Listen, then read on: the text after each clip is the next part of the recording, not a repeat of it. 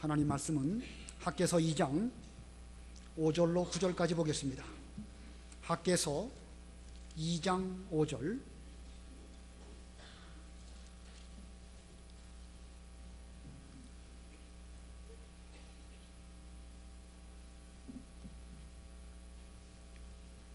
학개 2장 5절입니다. 너희가 이집트에서 나올 때 내가 너희와 맺은 약속대로 나의 영이 너희 가운데 머물러 있으니 너희는 두려워하지 마라. 만군의 여호와가 이와 같이 말한다. 잠시 후 다시 한번 내가 하늘과 땅과 바다와 육지를 뒤흔들어 놓을 것이며 또 내가 모든 민족을 뒤흔들 것이다. 그리하면 모든 민족의 보화가 모여들 것이니 내가 이 전을 영광으로 채울 것이다. 만군의 여호와가 말한다. 은도 내 것이고 금도 내 것이다. 만군의 여호와가 말한다. 처음 전의 영광보다 이 나중 전의 영광이 더 클 것이다. 만군의 여호와가 말한다. 내가 이곳에 평강을 주겠다. 만군의 여호와가 말한다. 거기까지 봉독하겠습니다. 9절에 보면 처음 전의 영광보다 이 나중 전의 영광이 더 클 것이다. 여기 나중전이라는 표현이 나옵니다.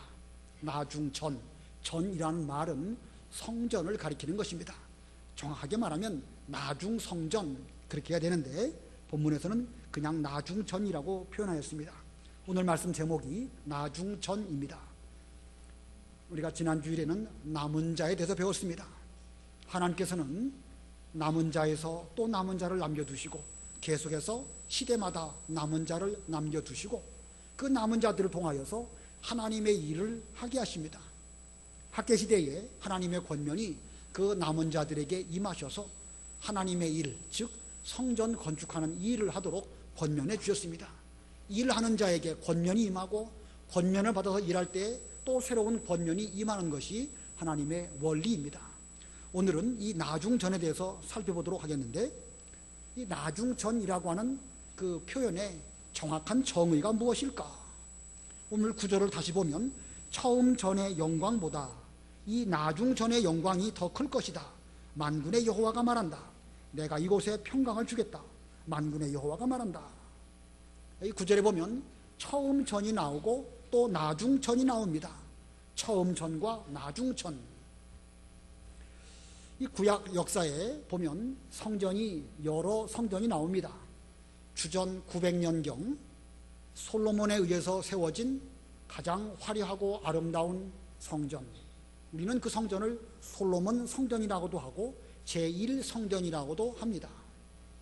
그 솔로몬 성전에서 하나님을 잘 섬겼지만 얼마 지나서 그 성전이 무너지게 되고 이제 바벨론 포로 잡혀갔다가 돌아온 그들이 500년경쯤에 정확하게는 520년 이 그 안팎으로 다시 두 번째 성전 제2성전을 짓게 되는데 그 성전을 수룹바벨 성전이라고 부릅니다. 그러다가 예수님 오시기 얼마 전쯤에 헤롯 왕이 그 수룹바벨 성전을 좀 수축을 하고 여러 가지 시간이 많이 지났기 때문에 이제 그 수리해야 될 부분들이 있어서 그 수룹바벨 성전을 수축을 하고 또 성전 규모를 더 증축을 하게 됩니다. 그래서 그 성전을 우리는 헤롯 성전이라 부르고 있습니다. 제3성전이라고 표현하진 않지만 아마 그 수룹바벨 성전과 헤롯 성전은 완전히 무너졌다가 새로 지은 것은 아니기 때문에 같은 개념으로 볼 수도 있지만 때로는 헤롯 성전이라고 별도로 이렇게 부르게 됩니다. 이 본문 학개 당시의 상황 속에서 볼 때에 이 처음 전은 학개 시대 이래 이전에 있었던 솔로몬 성전을 가리키는 것이고, 여기 나오는 나중 전은 수룹바벨 성전, 지금 열심을 내어서 짓고 있는 수룹바벨 성전을 가리키는 것이 분명합니다. 역사적으로. 그러나 이 성경 말씀을 역사적인 사실일 뿐만 아니라 어느 시대든지 적용되는 영적인 교훈으로 우리에게 주신 말씀입니다. 그래서 처음 전의 영광보다 나중 전의 영광이 더 클 것이다 하는 말씀은 분명 역사적인 사실 속에서 그 솔로몬 성전보다 수룹바벨 성전을 통해서 더 큰 일을 하실 것을 말씀하시는 것이기도 하지만 그 말씀은 오늘날 우리에게도 언제든지 항상 적용되는 그런 영적 교훈으로 주어진 말씀입니다. 이 구절에서 처음 전의 영광보다 나중 전의 영광이 더 클 것이다 라고 말씀하셨는데, 그 나중 전인 스룹바벨 성전이 이 더 큰 영광을 가졌는가? 실제로 이것을 역사적으로 볼 때에 좀 적용하기가 어려운 면이 있습니다. 왜냐하면 실제로 스룹바벨 성전이 더 솔로몬 성전보다 화려하고 아름답고 무슨 큰 일을 했고 뭐 그런 기록들이 별로 없습니다. 물론 그렇다고 해서 스룹바벨 성전이 제 기능을 다하지 못했느냐 이런 뜻은 아니에요.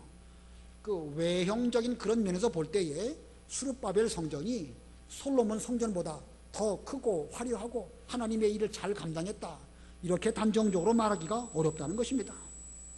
또 본문에 그 영광이라는 그 표현이 나오는데, 그 영광도 무슨 금이나 은으로 말미암아 주어지는 것도 분명히 아닙니다. 성전을 금으로 화려하게 지었다고 해서 하나님께서 그 성전을 기쁘게 받으셨다는 그런 표현도 성경에 없고, 또 금과 은 그 자체를 영광이라 이렇게 표현한 그 성경이 한 군데도 없기 때문에 그렇습니다. 자, 이 나중전, 도대체 이 나중전의 정확한 정의가 무엇일까?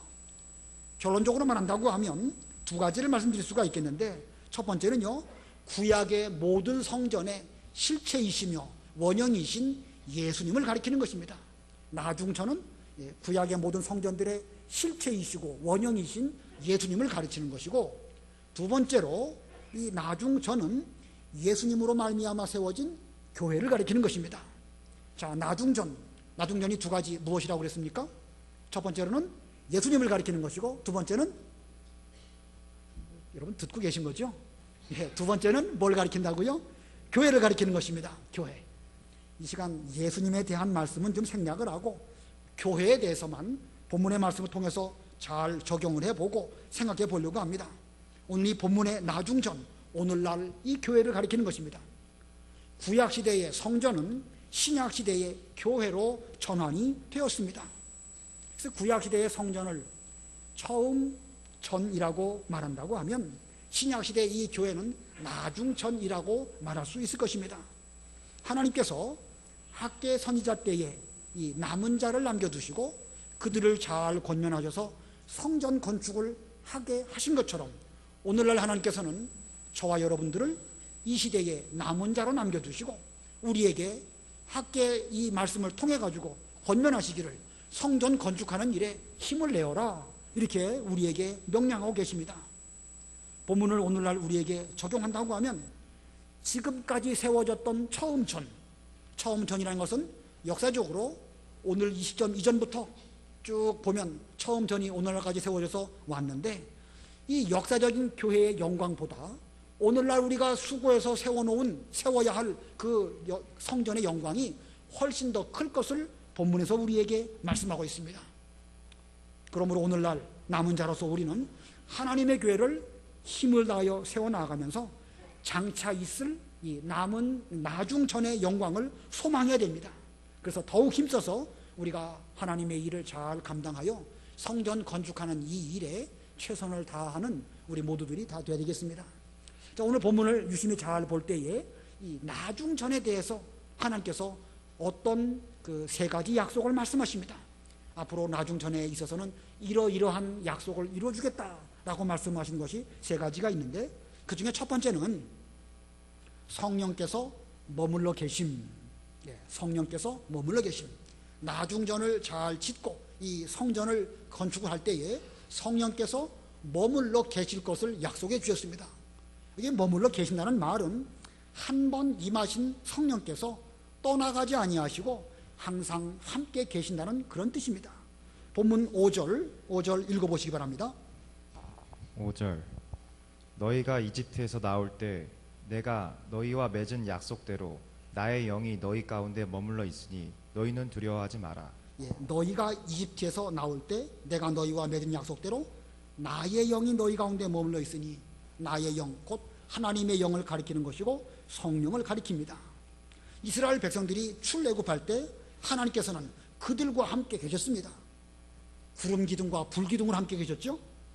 이 구름 기둥과 불 기둥은 하나님의 임재를 상징하는 것이고, 또 하나님의 은혜를 상징하는 것이고 하나님의 인도를 상징합니다.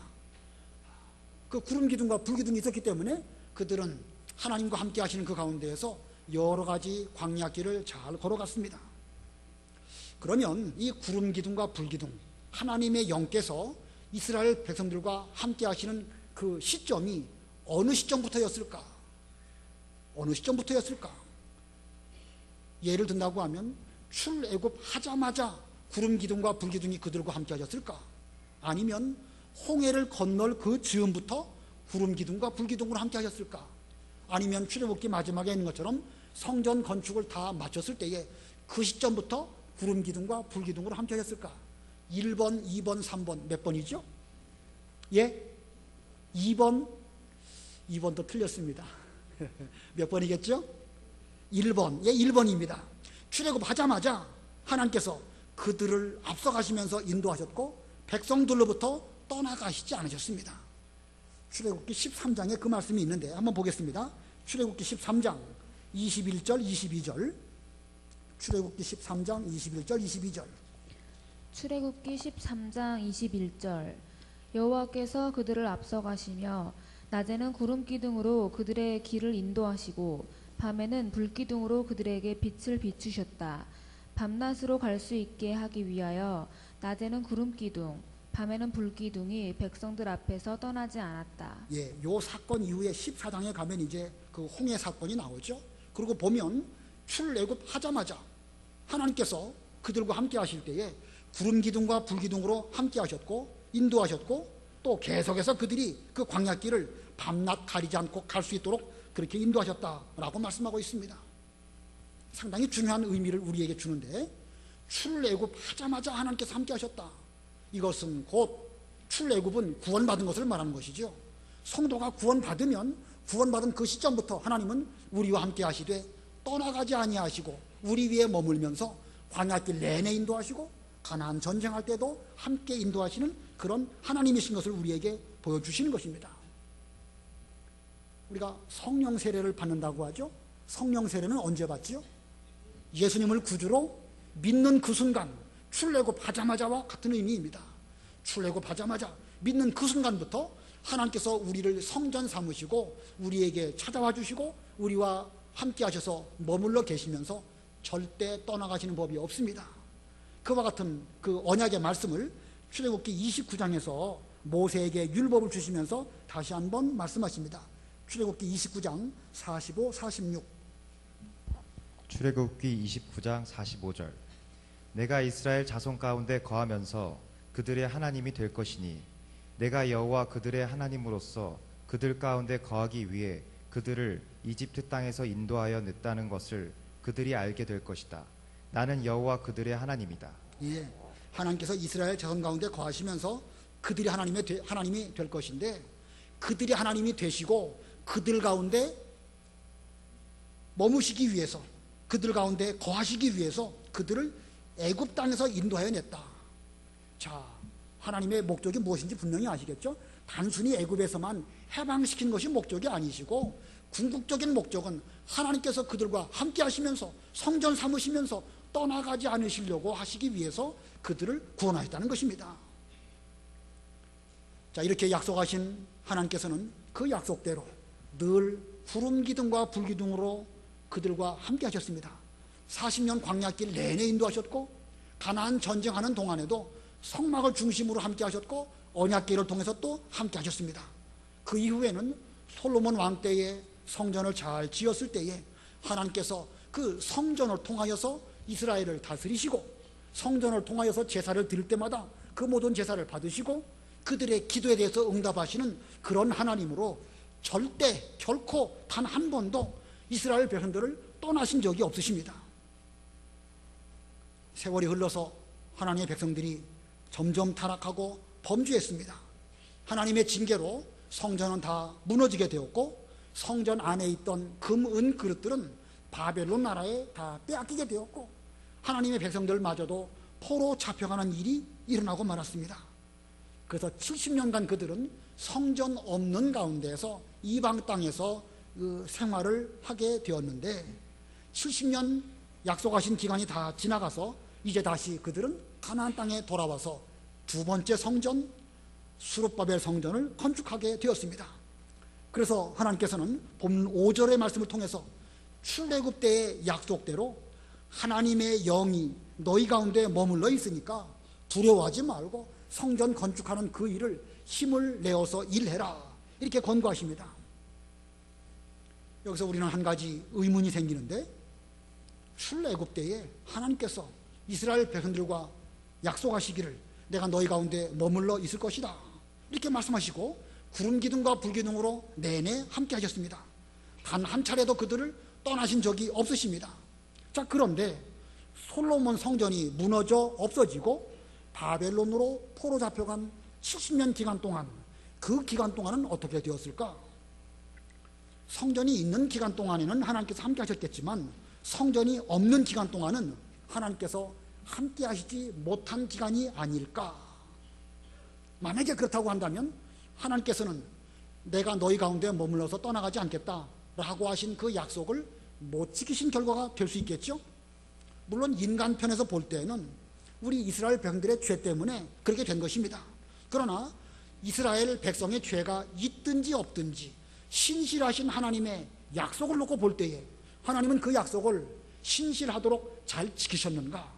인간은 죄를 지었다 할지라도 그 죄 때문에 그렇다라고 하면 좀 그렇지만 하나님의 그 신실하신 면을 놓고 보면 인간이 죄를 지으면 하나님은 신실도 버리시고 백성들을 포기하시고 떠나가시는 그런 하나님이신가?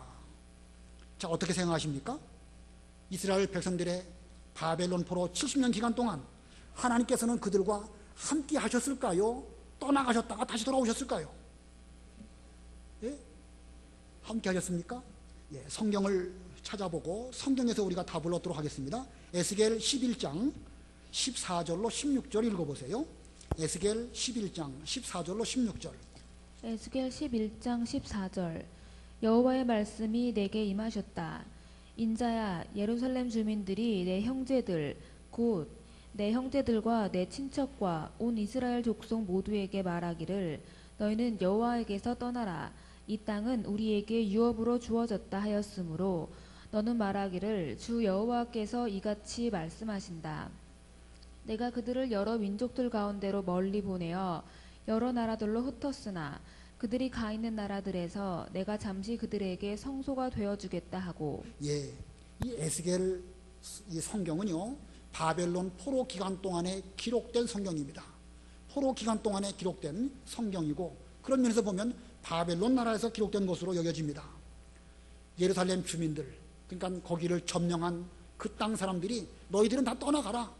하나님께서 이 땅을 우리에게 유업으로 주셨다라고 하면서 유다 백성들에게 떠나가라고 말했습니다. 그런데 주 여호와께서 그들에게 말씀하시기를 내가 그들을, 하나님의 백성들을 여러 민족들 가운데로 멀리 보내요 여러 나라들로 흩었지만, 자, 포로 잡혀가게 하시고 흩어버렸지만 그들이 가 있는 나라들에서 내가 잠시 그들에게 성소가 되어주겠다. 하나님께서 친히 이스라엘 백성들, 택한 백성들의 성전이 되어주실 것이라고 말씀하셨습니다. 비록 눈에 보이는 성전은 없을지라도 하나님께서 친히 그 성전의 원형이 되셔가지고 그들과 함께 하시겠다고 이렇게 말씀하신 것입니다. 그리고 보면 하나님께서는 잠시도 택한 백성인 유다 백성들을 떠나가신 적이 없다는 것입니다. 이것은 우리에게 무엇을 교훈하는가? 우리 인간은 부족해서 하나님의 계명을 온전히 지킬 수 없을지라도, 혹시 그럴지라도 하나님의 약속대로 성령께서 잠시도 우리를 떠나가지 아니하시고 늘 함께 하신다는 것입니다. 얼마나 신실하신 하나님이십니까? 우리는 부족해서 계명도 제대로 지키지 못하고 나라가 망할 정도로 그렇게 범죄했다 할지라도 신실하신 하나님께서는 한 번 택한 하나님의 백성들을 결코 포기하지 아니하시고 비록 징계를 내리셔서 그들을 먼 나라로 흩어버렸다 할지라도 거기에 가서도 하나님께서 친히 성소가 되어주시고 거기서 그들이 기도할 때에 하나님은 그들의 기도와 제사와 예배를 다 받아주시는 이런 하나님이라고 말씀하신 것입니다. 오늘 이 진리는 우리에게 아주 중요한 진리입니다. 비록 우리는 부족하고 우리가 오늘날 눈에 보이는 지상교회로 세워나가는 이 가운데 여러 가지 어려움이 있고 뭐 부족한 많은 면이 있다 할지라도 하나님께서는 결코 절대로 우리를 버리거나 포기하시는 법이 없습니다. 심지어 바벨론으로 포로 잡혀가는 그런 그 가운데까지도 주께서 따라와 주시고 함께 하시는 이런 하나님이라는 것입니다. 그러므로 우리는 눈에 보이는 어떤 현상이나 나 자신의 부족한 것이나 교회의 여러 가지 어려운 일이라든가 형제에게 보여지는 여러 가지 허물 때문에 하나님께서 우리와 함께 하시지 않은 것이 아닐까? 더 이상 이 교회는 하나님의 은혜와 감동이 없는 곳이 아닐까? 이렇게 생각한다고 하면 그건 성경 말씀을 제대로 못 깨달은 것이고 자기가 올바른 진리 위에 든든히 서 있지 못하기 때문에 그런 생각을 마귀가 넣어주는 것입니다. 우리는 외부적인 현상만 보고 그거 가지고 함부로 속단하는 것은 그것은 대단히 위험한 생각입니다. 분명히 하나님의 영, 성령께서는 우리 가운데 머물러 계시니까 우리는 성령의 감동과 인도를 따라서 구름 기둥과 불 기둥이 우리 위에 떠오르면 나가는 것이고 머무르면 거기에 머무르면서 계속해서 성전 건축하는 이 일을 오늘날 잘 감당하는 우리가 되어져야 이 시대의 진정한 남은 자라고 할 수 있을 것입니다. 결코 하나님께서는 우리를 떠나신 적이 없고 우리 교회 위에 지금도 머물러 계십니다. 하나님의 인도를 잘 받아서 성전 건축하는 일에 최선을 다하시는 여러분들이 다 되시기를 바랍니다. 두 번째로 나중전에 대한 약속, 하나님께서 나중전에 대해서 어떤 약속을 주셨는가? 두 번째로는 모든 민족의 보화가 모여들 것을 약속하셨습니다. 모든 민족의 보화가 모여들 것. 6절부터 8절까지 읽어보세요. 6절 만군의 여호와가 이같이 말한다. 잠시 후 다시 한번 내가 하늘과 땅과 바다와 육지를 뒤흔들어 놓을 것이며 또 내가 모든 민족을 뒤흔들 것이다. 그리하면 모든 민족의 보화가 모여들 것이니 내가 이 전을 영광으로 채울 것이다. 만군의 여호와가 말한다. 은도 내 것이고 금도 내 것이다. 만군의 여호와가 말한다. 예, 학계 선지자 때 그 짓고 있는 성전을 위해서 그들에게는 넉넉한 물질, 넉넉한 재원이 없었습니다. 더군다나 지난 16년 동안 성전 건축이 중단되어졌고 그런 말미암아 많이 뿌려도 거두어들인 것은 적었고 품삯을 받았어도 구멍 뚫어진 전대에 넣는 것 같은 이런 형편을 만나게 되었습니다. 그래서 그들이 성전을 지으려고 해도 돈이 없으니까 아주 그 어려운 형편을 만나고 말았습니다. 자, 그때 하나님께서 현재 짓고 있는 성전, 즉 장차 세워질 이 나중전을 통해서 하늘과 땅, 바다와 육지 모든 민족을 뒤흔들어서 진동시키시고 그래서 모든 민족의 보화가 이 성전으로 나중전으로 모여들게 될 것이라고 약속하셨습니다. 뒤흔들어 놓는다, 진동한다. 이게 무슨 뜻인가? 출애굽기 19장에 보면 하나님께서 이스라엘 백성들이 머물러 있는 그 시내 광야에 있는 그 시내 산으로 강림하십니다. 하나님께서 강림하실 때에 천둥과 번개가 있었고 또 땅이 진동했습니다. 이 진동한다는 말은 하나님께서 강림하실 때에 나타나는 현상으로 진동하신다는 표현을 쓰고 있습니다. 근데 오늘 본문을 보면 6절 가운데 보면 잠시 후 다시 한번 내가 하늘과 땅과 바다와 육지를 뒤흔들어 놓을 것이며 잠시 후 다시 한번 하나님께서 하늘과 땅과 바다와 육지와 모든 민족을 진동시킬 것을 말씀하셨습니다. 이 말씀은 하나님께서 사람의 몸을 입으시고 그리스도로 이 땅 위에 강림하실 때에 이 구원의 복음으로 말미암아 온 천하 세상이 만민에게 그 복음이 전파됨으로 하늘과 땅과 바다와 육지와 온 민족이 진동하게 될 것을 그렇게 예언하신 그런 말씀입니다.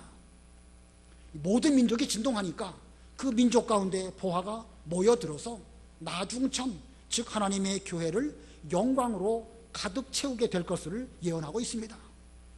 자, 그러면 모든 민족의 보화가 무엇을 가리키는 것일까? 뒤에 보면 은도 내 것이고 금도 내 것이다. 또 보화라는 표현도 썼으니까 이 금은 보화를 가리키는 것일까? 분명 그건 아니죠. 금은 보화가 모여들 것이다. 돈 없으니까 너희들에게 내가 돈을 쏟아 부어주겠다. 이런 뜻으로 여기 6절, 7절의 말씀을 하신 것은 분명 아닙니다.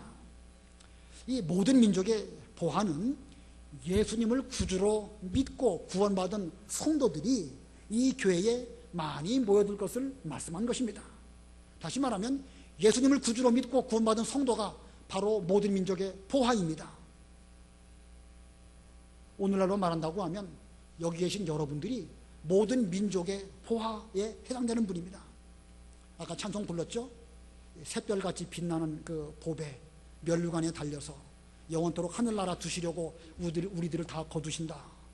자, 여기 계신 모든 분들이 어린 아이들만 보화가 아니고 나이를 들었든지 안 들었든지 우리 모두는 다 하나님 보시기에 샛별같이 귀중한 보배들로 하나님께서 이 세상을 진동시키시고 그로 말미암아 우리들을 하나님의 교회에 이렇게 모이도록 하여 주신 것입니다. 자, 이 교회가 모든 민족의 보화로 가득하게 될 것을 하나님께서 약속하셨습니다. 오늘 이 자리에 제법 많은 우리 성도들이 다 모여 계신데 우리 모두가 다 하나님께서 보화로 여기시고 하나님의 집으로 우리 모두들을 불러서 이렇게 은혜 가운데 저희들을 보내주셨습니다. 근데 저는 종종 생각하기를 앞으로 10년이나 20년 뒤에 우리 교회의 모습은 어떻게 변해 있을까? 뭐 교회의 건물을 말하는 건 아닙니다. 교회 건물이야 뭐 20년 뒤에도 지금보다 더 좋으면 좋았지 나빠지진 않겠죠. 이 교회에 모인 보배이신 우리 성도들의 모습이 10년, 20년 뒤에는 어떤 상태로 모여 있을까? 가득 차게 될까? 아니면 점점 줄어들게 될까?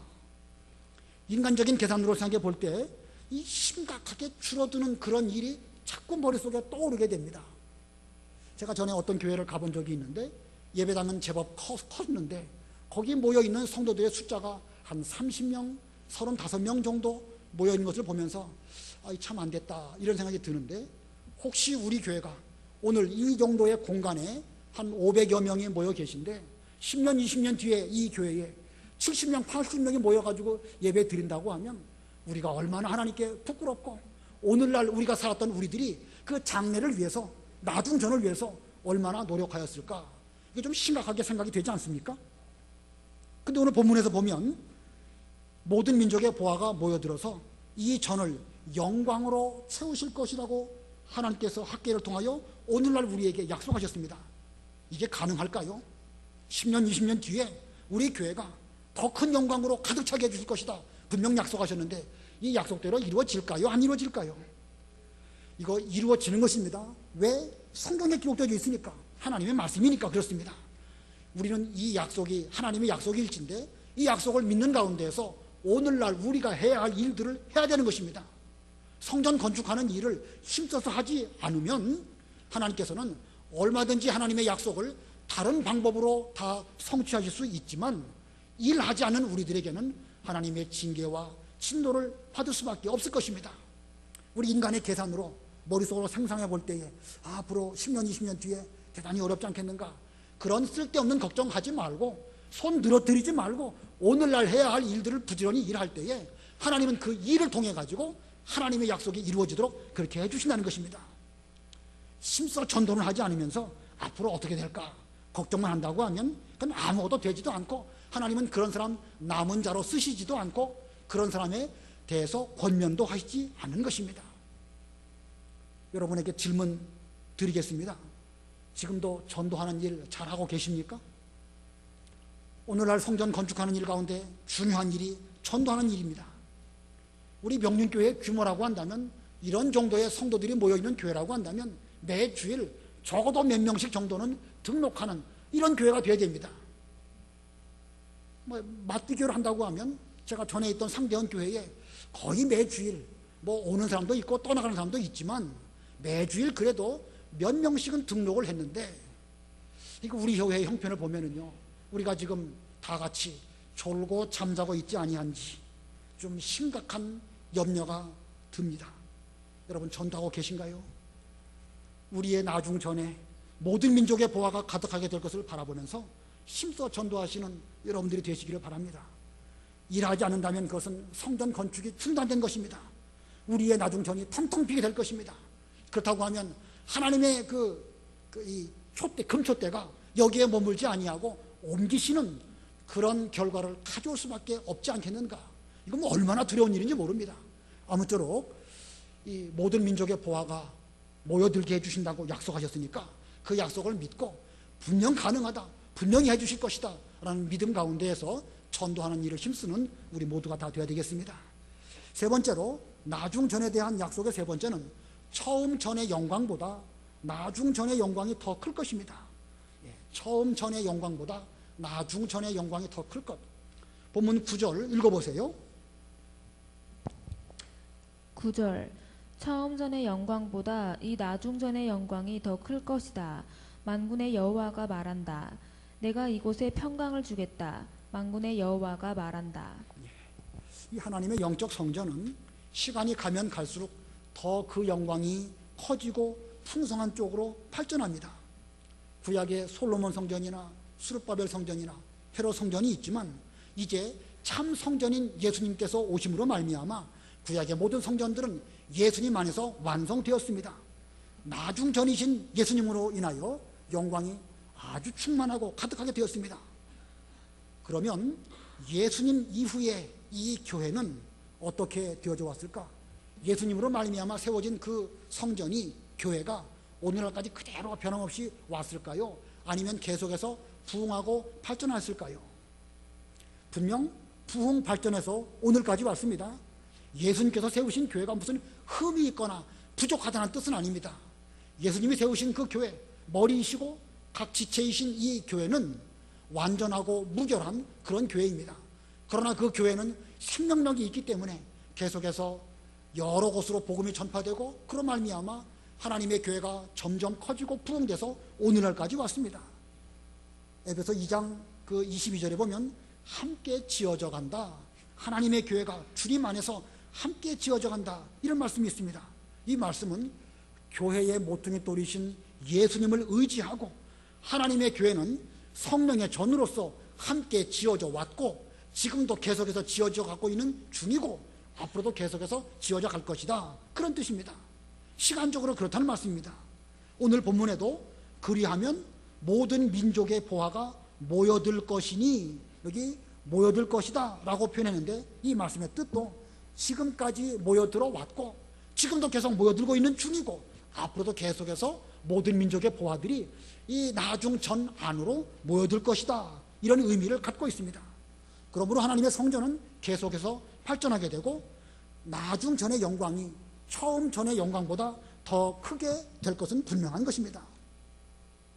저도 여러분도 향후의 교회의 모습에 대해서 걱정하고 있고 10년, 20년 뒤의 일을 걱정하고 또 100년, 200년 뒤의 일을 우리는 생각하고 있습니다. 오늘날 우리 모두들은 이 장래의 일을 생각해 보면서 이 교회를 진리 위에 든든히 세워야 할 것이고 또 교회의 여러 가지 제도를 음부의 권세가 흔들지 못하도록 튼튼하게 만들어서 10년, 20년 뿐만 아니라 100년, 200년 뿐만 아니라 예수님 재림하실 그때까지도 앞으로 주님이 재림하실 때에 세상 나라를 한 번 다시 진동하게 할 것인데 그때에 우리에게 진동치 아니하는 그 나라를 유업으로 주시려고 주님 재림하실 때 세상이 한 번 다시 진동한다고 하였습니다. 그런 큰 진동이 있을 때에 우리 교회가 흔들리지 않도록 하기 위해서는 진리 위에 서야 되는 것이고 우리는 그 진리 안에서 여러 가지 제도와 또 조직을 잘 정비해서 1000년, 2000년 가도 흔들리지 않는 그런 교회를 세워야 할 것입니다. 이 일을 위해서 저는 목사로, 여러분들은 성도로, 또 성도님 가운데서 각각에게 주신 바 여러 가지 직분들이 있습니다. 오늘날 우리 모두가 각각의 위치에서 본분을 다하여 힘써 일하신다고 하면 반드시 처음 전의 영광보다 나중 전의 영광이 더 크게 될 것입니다. 그리고 그렇게 일하는 성도와 그렇게 일하는 교회에 대해서 만군의 여호와께서 평강을 주시겠다고 약속하셨습니다. 아까 9절 읽었지만 우리 다 같이 9절 의미를 생각해 보면서 다 같이 합독하겠습니다. 시작. 처음 전의 영광보다 이 나중 전의 영광이 더 클 것이다. 만군의 여호와가 말한다. 내가 이곳에 평강을 주겠다. 만군의 여호와가 말한다. 내가 이곳에 평강을 주겠다. 하나님께서 우리 명령교회에 평강을 주시겠다. 이 말씀이 오늘날 우리에게 주신 귀중한 복음입니다.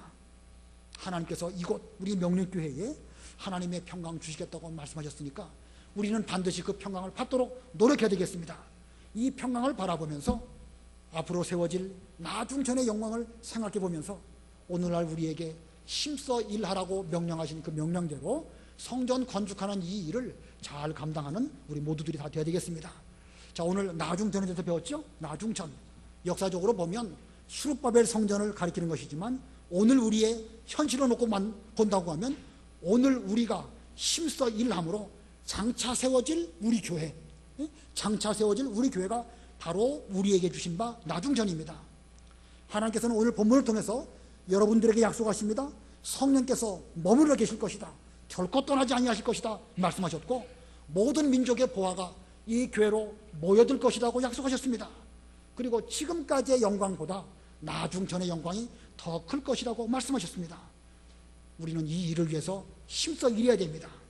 만군의 여호와께서 우리에게 이 일을 잘 감당할 때 평강 주시겠다고 약속하셨으니까 그 평강 가운데서 또 더 많은 평강을 받기 위해서 힘써서 전도하시고 힘써서 교회의 여러 가지 제도와 일들을 잘 감당하는 여러 하나님의 종들이 다 되시기를 바랍니다. 잠깐 동안 말씀을 생각하시면서 기도하시기 바랍니다.